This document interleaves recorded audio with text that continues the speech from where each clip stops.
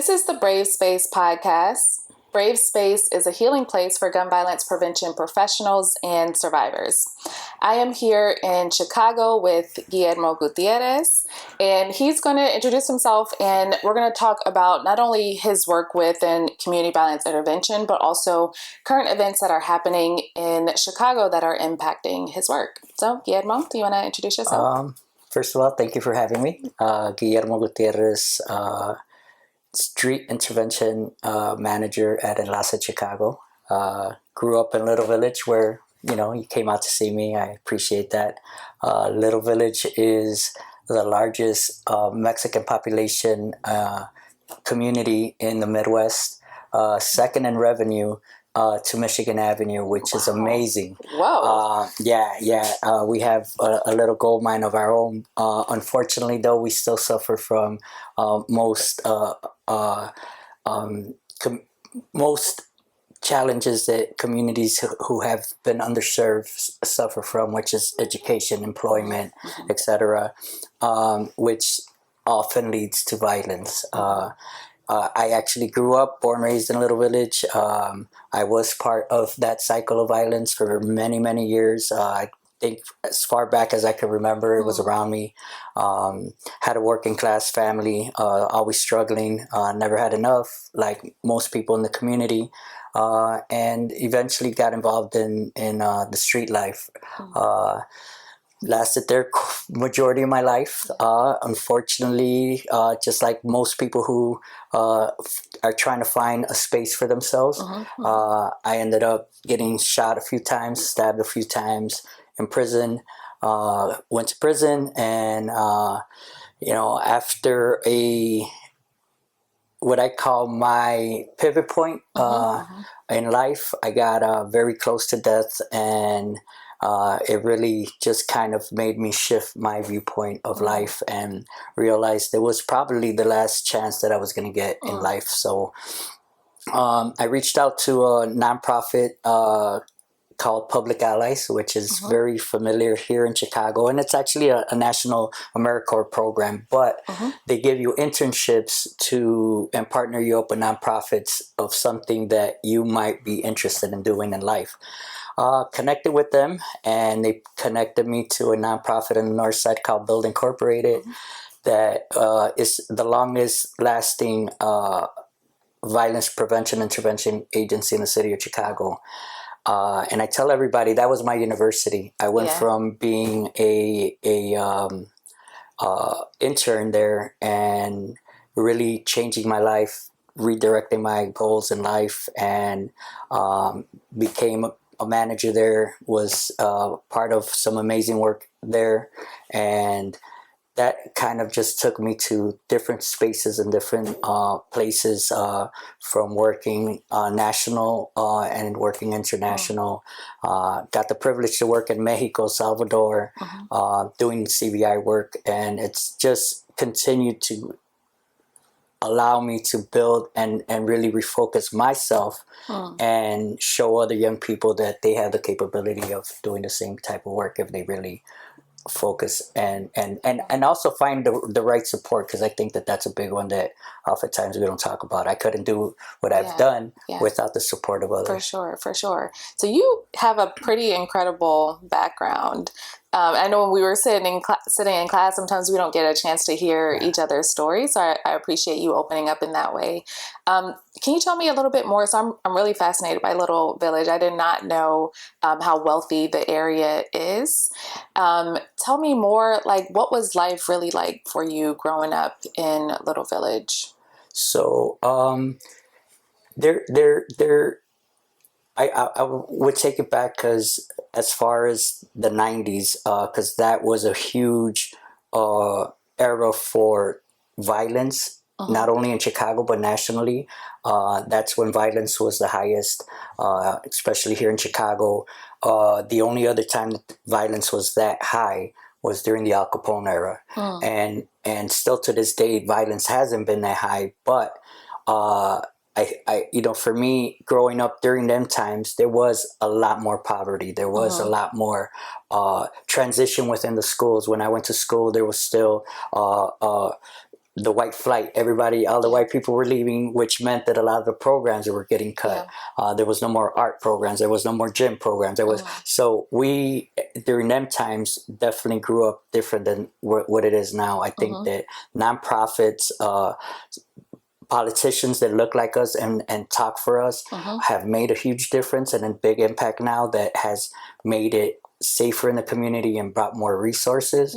But we're still dealing with decades of disinvestments that people still have to go through.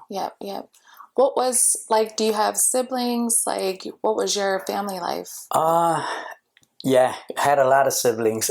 Grew up with 5 brothers, 3 sisters. In a not far from here, a few blocks away from here.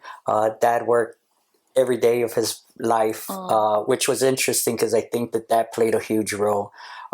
Even though he wanted to get involved with us, it was always being tired or lack of funds for him to take us out or stuff like that. And it's interesting to me because that was one image of life for me, but then I'd come outside and then I would see the guys hang outside and they had the money. They didn't go to work. They had this, like, what you would think as a young person, right? This is a beautiful life. I want to live that life. And, you know, I got kind of caught up in that, seeing them with their cars, the girlfriends, the jewelry, and not even having to work. Well, my dad was coming home every day, dirty, tired, and, you know, somewhere along the line, it didn't make sense to me. Like, I'd rather live this life. So what age were you when you started to be like attracted more to the street life? I would say that really at a very, very, very young age, I would say even 8, 9 years old, I was already getting attracted to it. Really started coming off of the stairs and messing around probably about 10 years old, 11, 12. It just enhanced my exploration of that. In 5th grade, they killed my school best friend, shot him in the head on 26th Street. And I think that was also a pivotal point for me, not knowing how to express myself, not knowing how to having anybody to talk to. I remember going back to school on Monday and it was like, you didn't do your homework. And, you know, and so it was that viewpoint versus, you know, even understanding or having a conversation. There was no therapist in schools back then. There was nobody to really counselors to talk to. There was no CVI workers. Do you feel like you understood like the circumstances behind his death, or was that hard for you to understand as well? Oh, I totally didn't understand. You didn't get it? No. Like I knew he got killed because he was already getting involved. His brothers and family were involved. But I even understanding death at that age there's a way of processing and a way of processing grieving that I had no idea. So for me, it was more like you bottle it up and now you start hating everybody on the other side of the neighborhood who created that pain for me. So that's, for me, that's why I say it was a pivotal point, because I really started building anger and hate at that young age. And you could feel that, I imagine, within you. Yeah, definitely. How did you express your anger? Did that like drive you further into the street lifestyle? Yeah, definitely. Started getting more involved with the guys in my neighborhood. And like I said, hating other individuals from the other side of the neighborhood. I didn't, at that, little by little became more, it don't even matter who it is.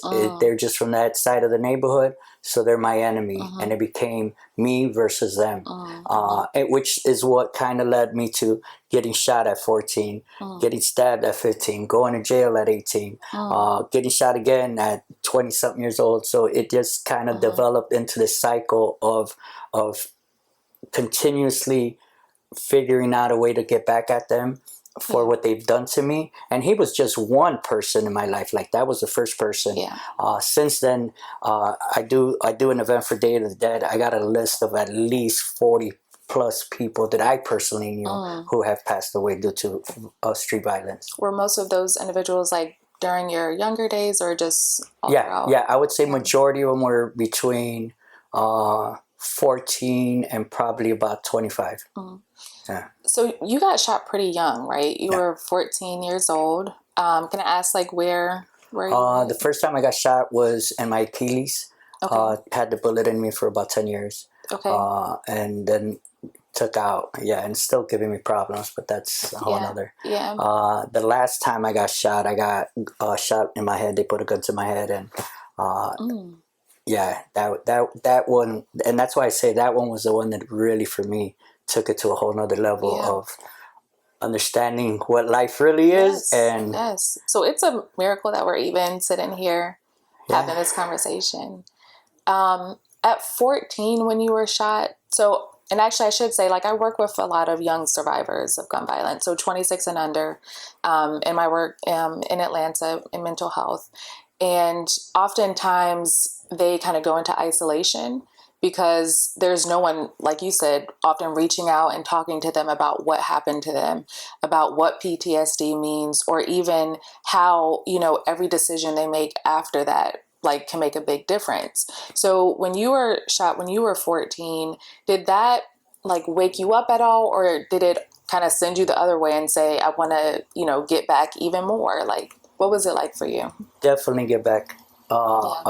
It reopened the wound of my friend who got shot in 5th grade. And now it added to the anger. It added to me being and believing that I was really at war. And that's how that's how I lived majority of my 20 age bracket years. Like, I was at war. I believed I was at war. Did you have anyone, like, trying to encourage you to go a different route? I will say, of course, my mother. Siblings, but it was going in one ear and out the other, because at that point I had already made up my mind of the life I was living, and I was just gonna live it to the fullest. There was no CVI workers back then.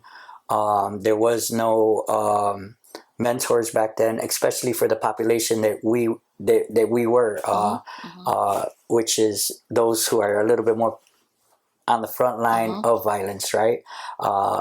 There was boys clubs, there was all these other programs, but a lot of them were targeted to A, B students, while I was on the F roll, and they were really doing programs for the honor roll kids. So it was definitely a big disconnection. Not to say that there wasn't people, because I always believe that somewhere along the line in my journey, there has been key individuals in all of these places that have either given me words of encouragement, words of wisdom.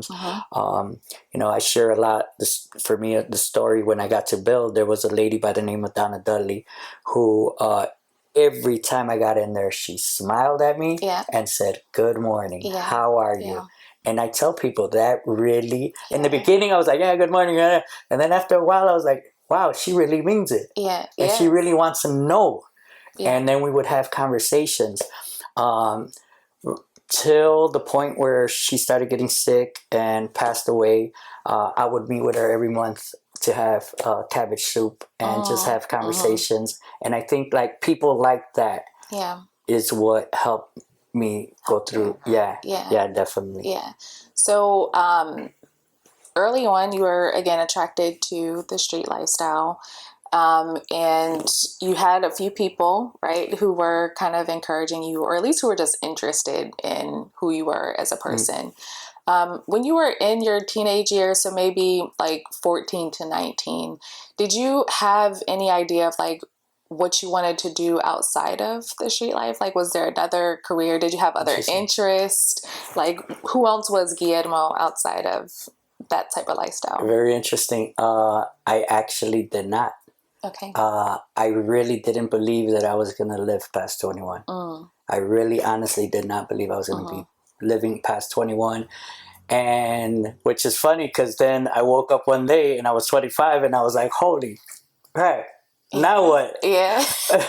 And since then, it's been more like catch up in life. And I tell that to young people to this day, is like, I really believed, and that was my mindset. I wish that I would have been a little bit more goal orientated at a young age, and just found interest in certain things that I could have explored, because that would have made a huge difference. Now I feel like I'm doing it every chance I get, but Did so I talk a lot about how our environment can actually shape a lot about us, right? Like our personality, our lifestyle, our career choices. Um, when you were incarcerated, so you talked a little bit about Little Village, but when you were incarcerated, like what was that like for you? And did it feel normal in a sense, like this is just what comes with the lifestyle? Or did it kind of wake you up like, maybe I don't want this to be my lifestyle? Like, what was that like for you? Very interesting. I think just to go back a little bit, when I was growing up, culture wasn't a huge thing in Little Village. Okay.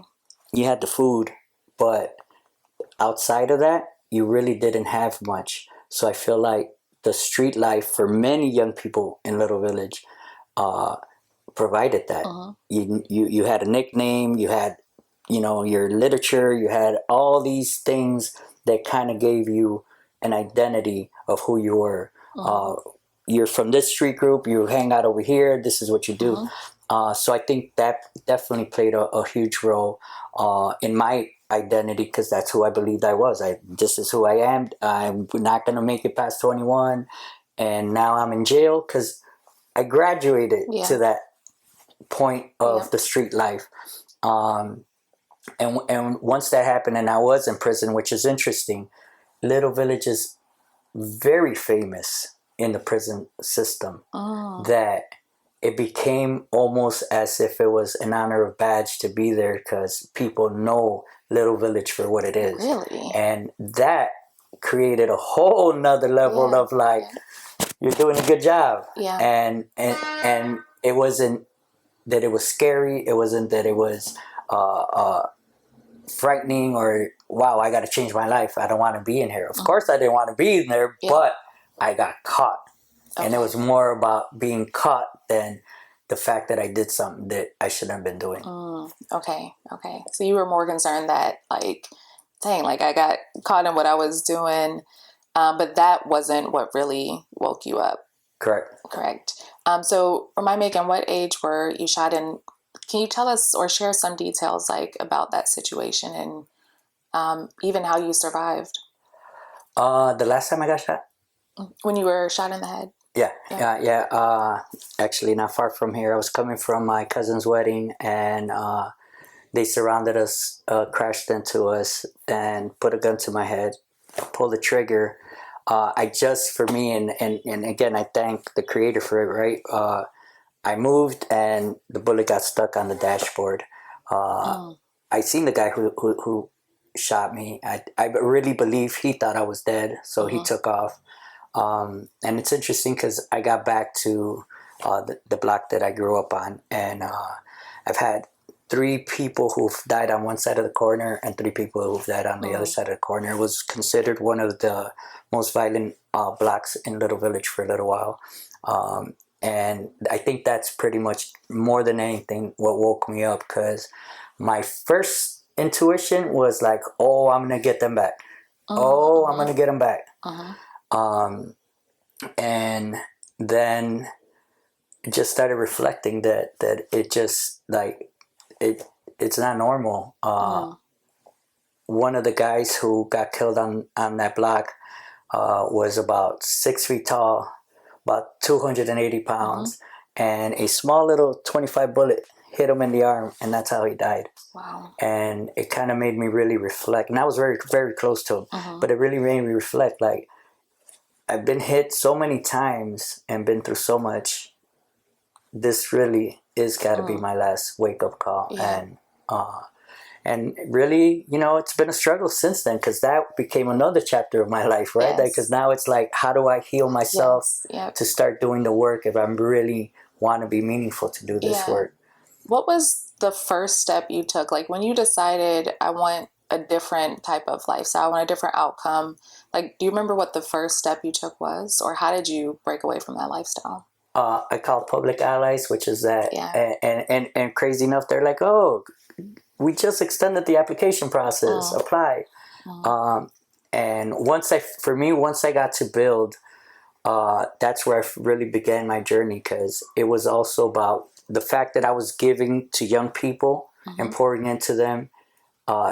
I feel like it started releasing some of my anger, and it started releasing some of my anxiety and my depression. And they were taking a lot of the things that I was saying and changing their lives. And once I started seeing them change their lives, that also kind of started healing the heart and the spirit, right? Because that is amazing work. For me, to this day, I still talk to a lot of the individuals that I mentored back then. Some of them are doing amazing, amazing, amazing work that to this day, I'm like, man, I'm just blessed that I even had a little tiny bit of part of their journey. But I got a mentee that she's teaching at Rutgers University, became a doctor in the Latin African diaspora. So that's what she teaches. I got somebody else who travels the country in the world DJing. I got it's just it piles on. But I think I would say one of my highlights is once I was at a restaurant and a young kid came up to me, and he comes up to me. I didn't recognize him, but it goes to show sometimes how we don't know the impact we have. He came up to me, and the first thing I did, I was with my family, so I get defensive, like, who are you? And then he's like, Mr. G, you don't remember me? And he's like, you spoke at my class, and I was a kid that was holding the gun, and And he's like, I want to introduce you to my family. I got a family. He introduced me to his family. He's like, man, your story really hit me, and it made me change my life. I'm working for the city now. And he had, for me, it just really showed me that we have the ability to help others, even when we don't know we're helping them. And that's really the impact. And it created me again, because I'm still in the healing process. I tell people this is a ongoing journey for me in my process of healing. For sure. Because I will say, just to add to that, that I think one of the things a lot of us don't talk about in the CVI world is that when we are in transition, a lot of us have survival remorse. And it was definitely big for me. And I see it with a lot of staff that they do have survival remorse. They feel bad of the lifestyle they're living. They feel bad for the guys that they're leaving back on the block. They're feeling bad for many things or things that we've done that we believe like, oh, well, I don't deserve this. And that's a huge process that I think that, I've worked through and continue to work through. It's a journey. So survivor's remorse, I've heard that a few times. What do you think helps you to like work through survivor's remorse? I think part of it is kind of what I was sharing, seeing other people develop themselves and grow. The mentees I've had, being able to move forward and overcome even their battles, because a lot of times, it's mutual. They share stories with me and their struggles. I think that that's a huge one. Eventually, also being like a beacon in my community. People won't see me for 10 years, but then they'll call me out of nowhere and be like, hey, I'm having this kind of issue. And sometimes it's just advice. Sometimes it's that they're looking for resources. And I think that that's for me where I started also noticing that I'm not that same person that was back then. And it's funny because some people keep you in that box. Oh, for sure. And it's like that ain't me no more. But and they try to keep you in that box. And so for me, it was recognizing that too, right? Like I don't have to live to their expectations anymore. I'm doing this, and I've done this, and I've had great success in doing it. Got a beautiful family now. I'm a lot more stable. Wish I was at a better place, right? If I would have started younger, but I'm good and I'm happy where I'm at right now. So Public Ally, is that located in Little Village? No. Public Allies is a AmeriCorps program that's located in downtown. Okay. They're a national AmeriCorps program. Okay. So when you started working with Public Allies, was that CVI related, community violence intervention related? So Public Allies does trainings for 10 months on leadership development, which was part of my first professional development, leadership development. you do trainings every Friday, but you do your internship 4 days out of the week at an agency, and mine happened to be in at Build, which is And been around doing intervention work since 1968. okay. Was it hard? Is Build in Little Village No. as well? No. Okay. That was interesting. Yeah. Okay. Yeah, because I was gonna say, like, was it hard? Because it's almost like, so you're still living in Little Village at the time, right? But you're Yeah. going to a different neighborhood community to do work to better yourself. Like, was that hard at all? Almost living in like two different worlds. It was interesting because I started doing work in Cabrini Green, which is a very notorious, famous public housing in Chicago.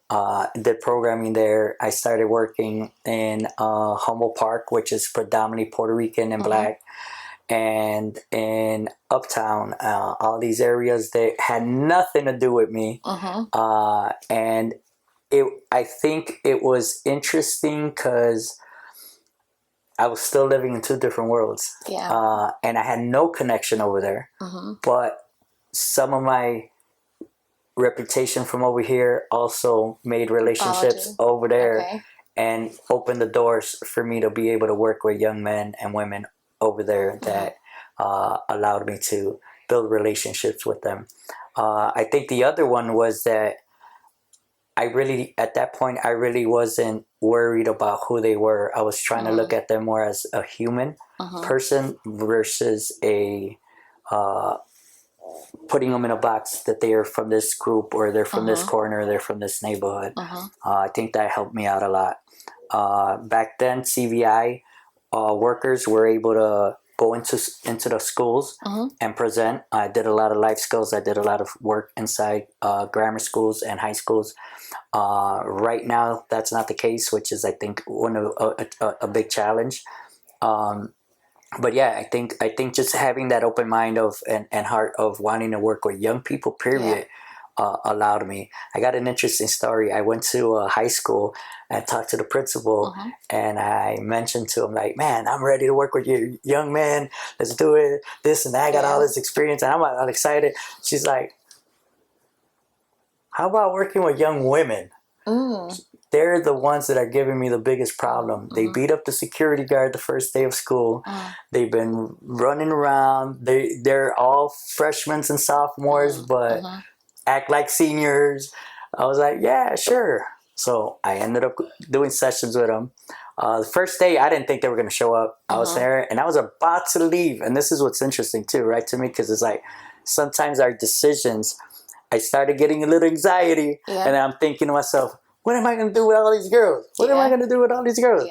And sure enough, I was thinking about leaving already because they were about 5 minutes late. And here they all come in, walking in. Spent 4 years with them. They all graduated. Wow. I still talk to some of them to this day. Amazing group. And they taught me so much. All young Black women and one Puerto Rican woman. It was something that, for me, again, if I didn't allow myself to be in that space, I wouldn't have learned so much. That's how I feel to this day.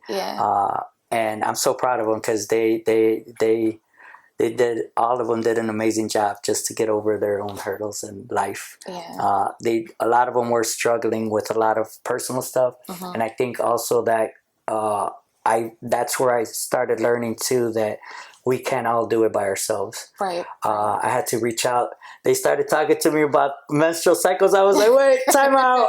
I got somebody for you. You're right. I had to find somebody else for them. They all started getting involved in a beading program. They all went to college. We helped them out with college.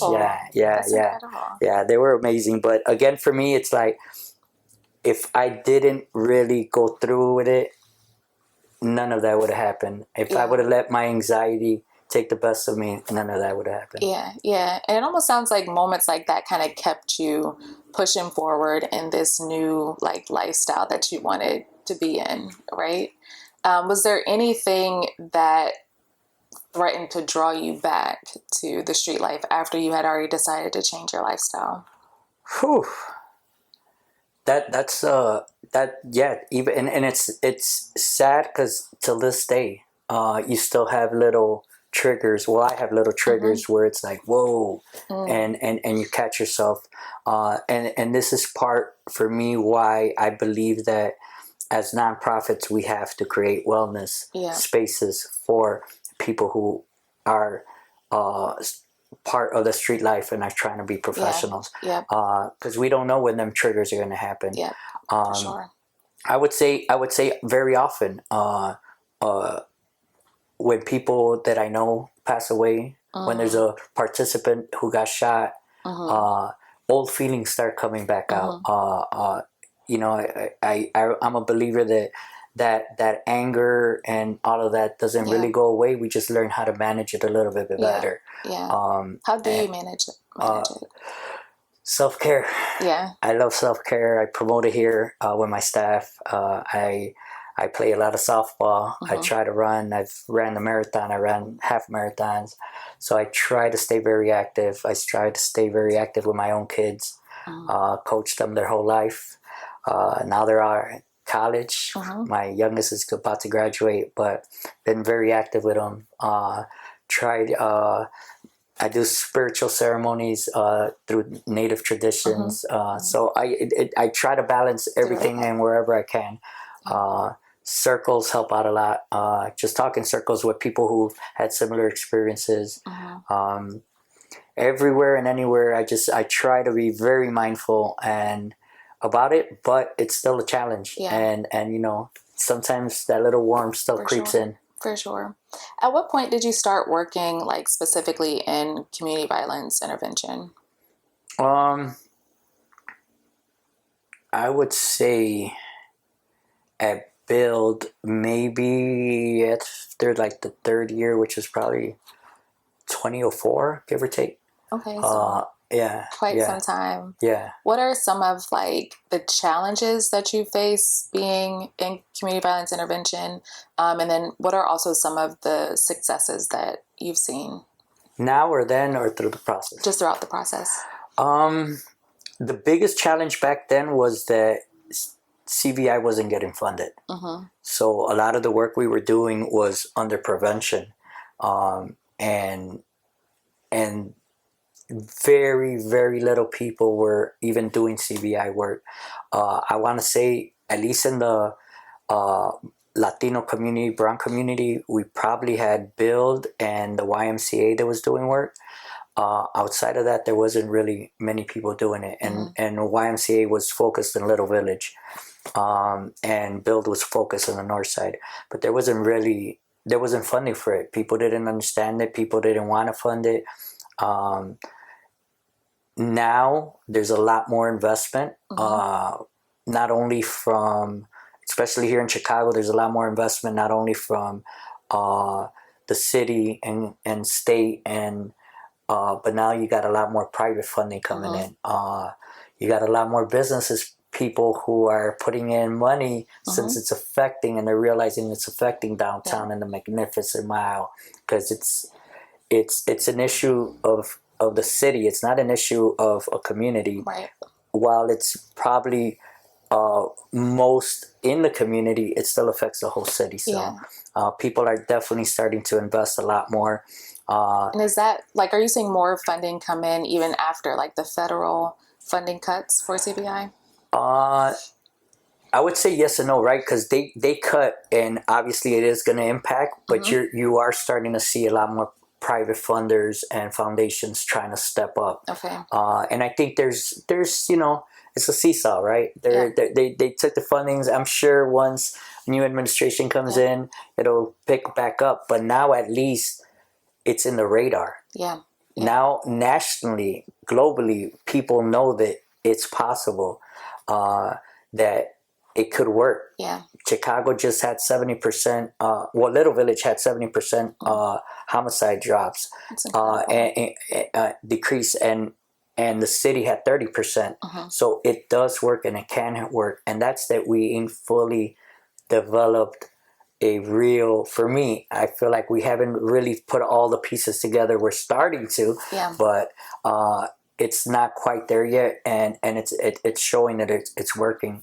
Back when I started doing street outreach work, the street outreach worker was the victim advocate, was the case manager, it was one position to do everything. And throughout time, they realized that we have to separate them and really professionalize it, because that's a huge one, the professionalism behind it. Yeah. So tell me more about your role at Enlace, and like, how did you get involved with Enlace? How did I get involved? So I've been kind of sort of involved with them because like I said, I live in the neighborhood. I partnered up a lot with the YMCA street outreach team that was here. So I was always engaged through the outside perspective, supporting their events, helping them out with peace leagues here, and so on. I had 2 positions that opened up. One position was to do some international work. And then there was another position that opened up in my neighborhood, in the building that I used to hang out in. And which is the building we're in now. Yeah. And I was like, whoa, is this a full circle? Yeah. The pay was way different, but I had teenagers during that time, boys, and I found it hard to travel 2-3 weeks out of the month and not be in the lives of my 2 teenage boys who, for me, those are critical stages in their life. They offered me the position here and found my way back, doing a kind of a full circle back at Enlace. Is being back in this neighborhood a challenge? Because so much of your life experiences, things that you've witnessed, friends that you've lost has happened here. Is that ever a challenge for you when you're in the area? Yeah. So I was definitely very nervous coming back. Very nervous. Didn't know what to expect.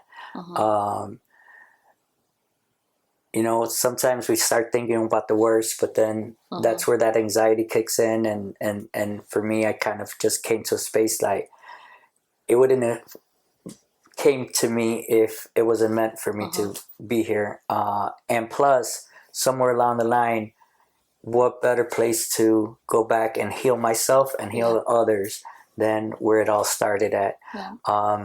So I think the biggest challenge for me was that people still kept me in that box of who I was. I think that probably was one of the biggest challenges, walking in the street where I lost many friends and just remembering them. So you kind of go back to that place. I think probably those were the 2 biggest challenges, outside of having to work with the group that I was always in war with for 25 some years, and having to work with them and supervising them and being in their spaces when I'm allowed to be in their spaces. I think that was a big challenge. I think on the other side of the coin, I would say that for me, it's also been a benefit that I worked and did a lot of work outside of Little Village, that people gave me respect for that life choice that I made back then, and have recognized my work now as I came back into the community. So some people recognize that. And for me, those relationships have allowed me to be in all 3. We work with 3 major groups here. So it's allowed me to be in spaces with all 3 groups. How were you able to build those relationships with groups that you were once at war with? Like, what was that process like? It seems like it was stressful. Yeah. I think I really believe that. Well, first, I want to backtrack a little bit about the 3 groups we're working with. These 3 major groups have gone global within the Brown Street lifestyle community organizations, and they all started here. All 3 groups have started here in Little Village. They all been at war since probably easily. Some say the mid '60s, but definitely '70s were definitely or late '60s. All three groups were at war. So me coming in and supervising these three groups who have been at war, all in the same age bracket, meaning that they probably shot at each other. They have definitely know somebody from that group who killed one of their friends. It was real interesting to me to come into that environment. I think that for me, understanding restorative justice, which I had practiced a lot of restorative justice practices throughout the years in my professional development, that allowed me to kind of create that culture within the team. When I first got here, there was a lot of like just triggers, whether you're wearing the wrong color, your hand is over the other hand. Like it was just like, it was very, very tensional. Like the tension was so thick every time they would come together.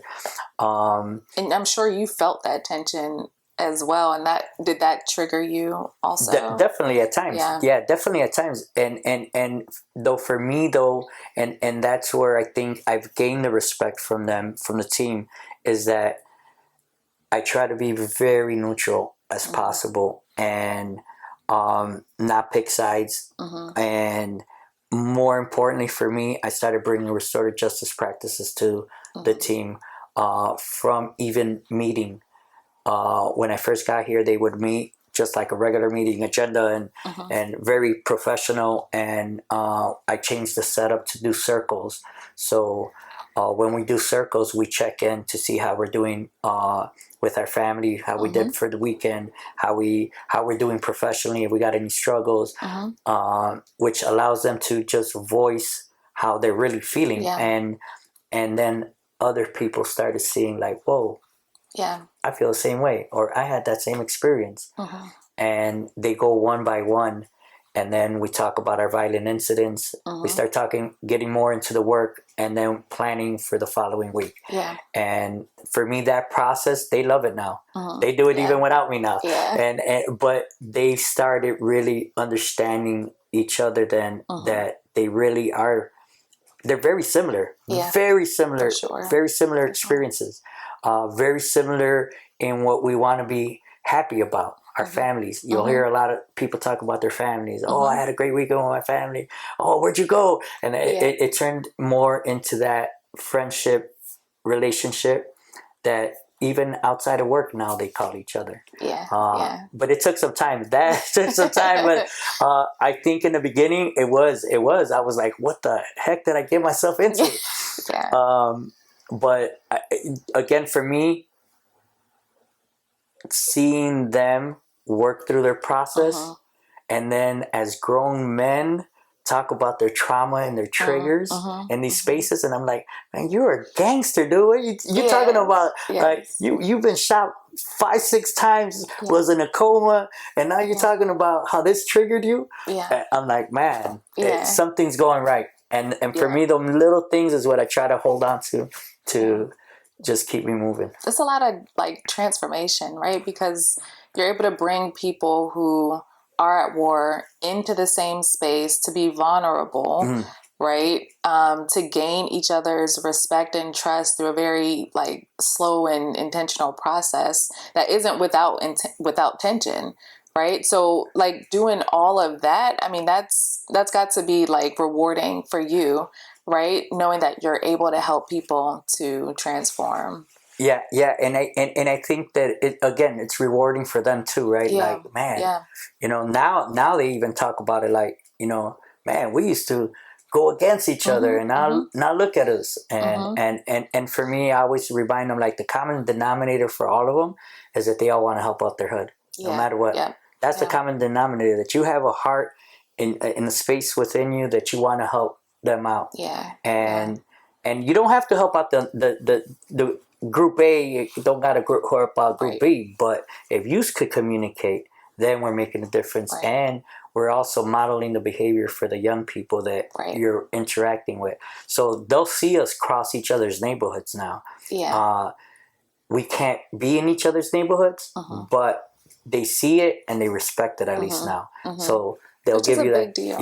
Yeah, it's and huge. I'm sure that's what's also contributed to like the decrease in gun violence here, right? In the area. Yeah, and because it starts with them. It definitely starts with them, and knowing that like all the young kids, they all know. I would say there's still, some people who don't like it, but the overall majority of it, there's a level of respect for them. For sure. So Guillermo, just a few blocks from here, there's ICE, the presence of ICE, just doing all sorts of things, right? From taking people away from their families, and even just the threat of their presence being here.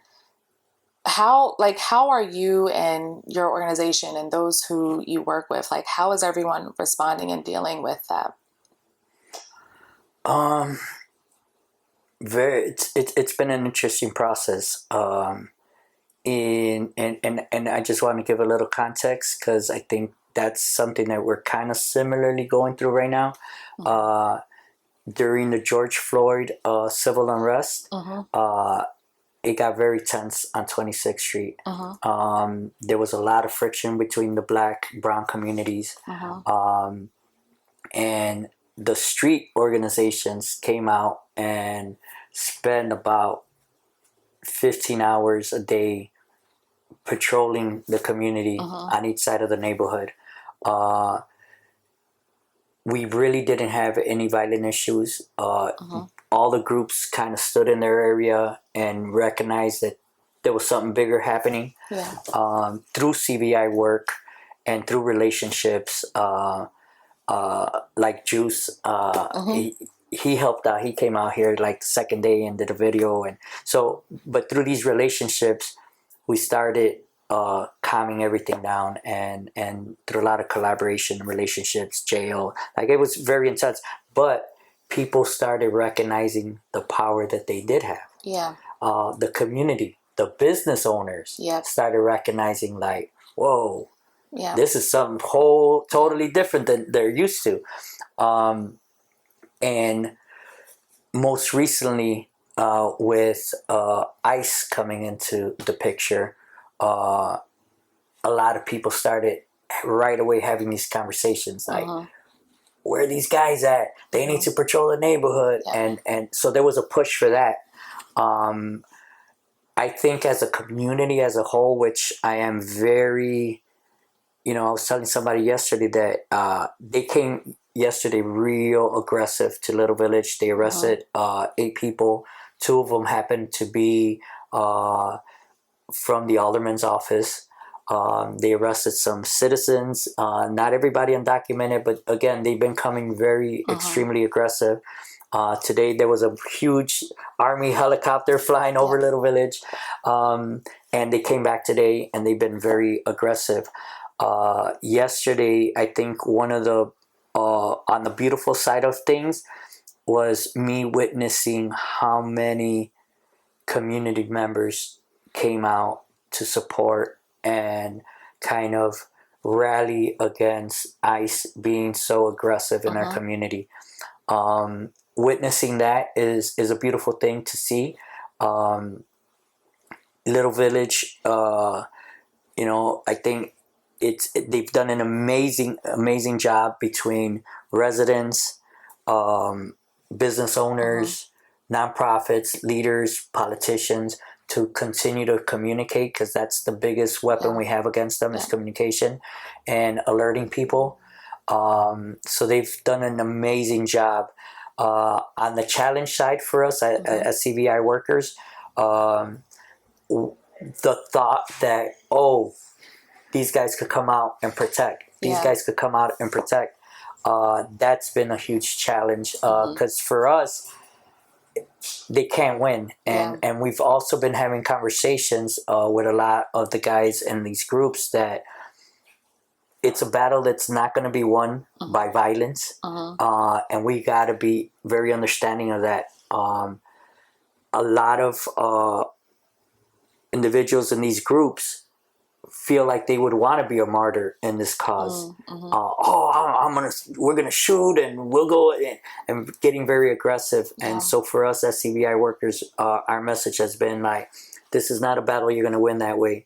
The battle you're gonna win is if you're there to support the grandmas, if you're there to support the kids, if you're there to support a community, and make people aware of their rights, and make people aware when they do come.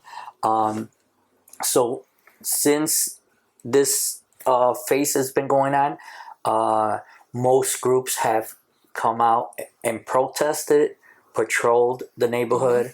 They'll get in their cars and they'll just start patrolling, following ICE, alerting people. So far it's been a little bit more on that peaceful side, but definitely there's a level of being nervous that eventually somebody is going to start getting aggressive with them. We had a small little incident actually today with one of the groups and ICE, but it's still at a minimum, and we continue to just kind of push that narrative of we cannot get violent with them. Worst case scenario, they'll put martial law and then nobody's out, but our grandparents and our children and our nephews and cousins. So it's about being very strategic and not being aggressive with them.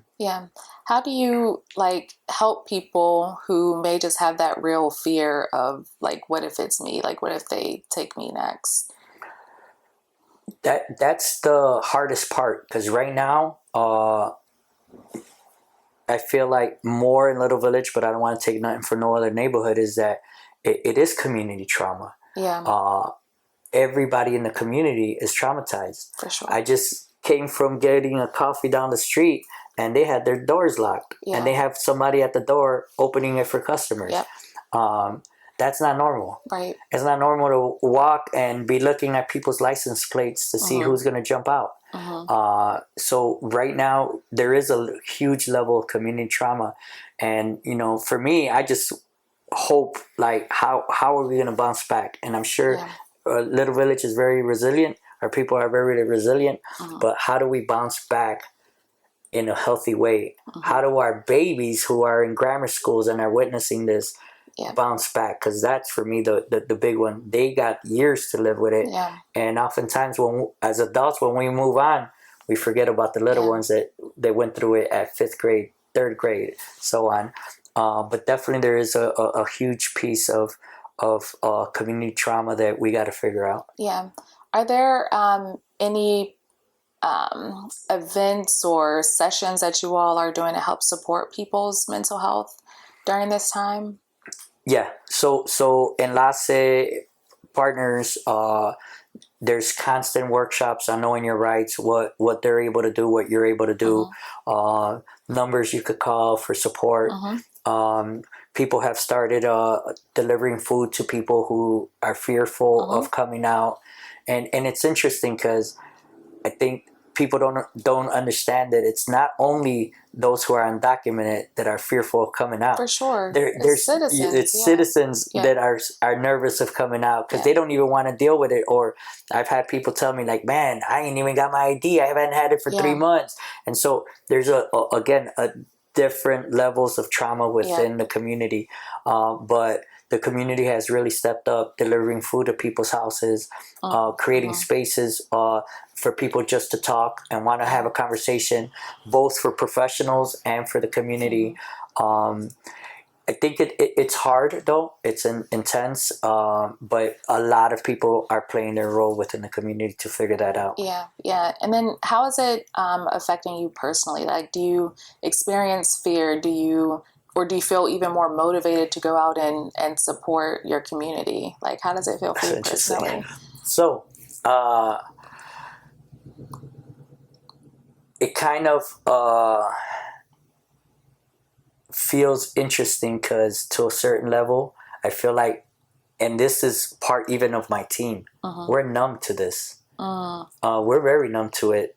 It's kind of normal for us to have to deal with cops, have to deal with getting pulled over, harassed, all of them things. So for us, it's kind of sort of normal. And I definitely feel like I've normalized it, and I try to catch myself like, man, why am I so numb to these? This ain't normal, right? But yesterday when I was out within the community, there was a level of adrenaline that it was like, man, first, it's beautiful to see people coming out and supporting, but there is a level, unfortunately, of adrenaline that I've been talking to people about, that it's like, man, why did I feel this way? You know, and it is triggering me back to places and times that made me do crazier stuff, which for me is also dangerous for my staff and for these young groups that are out here, because there is a level of adrenaline. And one of the conversations we've been having with them too is like, you got to remember, they got bigger guns, right? But if they feel scared and they're holding a gun, not to say that they might do it intentionally, but people, when they're scared and have a gun, that's not a good mix. Well, it's a fight or flight. It's a survival response. And then also, the thing I keep thinking about is, you know, if you push people, push them, it's like, at what point do they finally reach that breaking point, right? Where it's like, if you're threatening me every single day, if you're threatening my community and my family, people can't live but for so long with those like survival responses, right? That's actually where a lot of violence happens, right? Even just in community violence. People who have grown up in neighborhoods with poverty and, you know, they've witnessed gun violence, at some point you respond in that way because it's either, you know, I'll get killed or I have to defend myself. So at what point do you think, like, or do you even have any ideas of like what the solution may be? I mean, it almost seems like an impossible situation. And honestly, that's kind of how I feel about the situation. As far as even being numb, I kind of feel like we got to figure out a way just to, how do we deal with day to day and de-escalate, at least especially those most violent groups, to make sure that they're not getting involved. But at the same time, it's tricky, and how do we stay in our own happy, safe space without living in fear? I constantly right now text my people in general, but even, and you know, the team, like, you know, don't forget to smile, don't forget to give yourself some love. Look, there's some movies, $5 movies over here, take out the family, because I think it's very important to find these spaces of happiness during these times. And it sucks because a lot of people ain't finding it right now. I'm seeing it with coworkers. I see it with residents, that you could just feel that they're drained. Well, because also, like, outside of ICE, other life things are still happening, right? So it's not just the presence of ICE, it's like trauma that starts to build up, right? So many people are going through so much. Well, I just want to say that I really appreciate you being vulnerable and allowing me to interview you, introducing me. I know we're going to do a tour shortly, but I can definitely say that I feel safe being here with you. And I think there's something to be said for that. All right, you're doing amazing work, and I'm glad that we were able to highlight the work that you're doing. Thank you. I appreciate you coming out. Thank you. This is the Brave Space podcast. Brave Space is a healing place for gun violence prevention professionals and survivors. We meet, we process, we heal in community.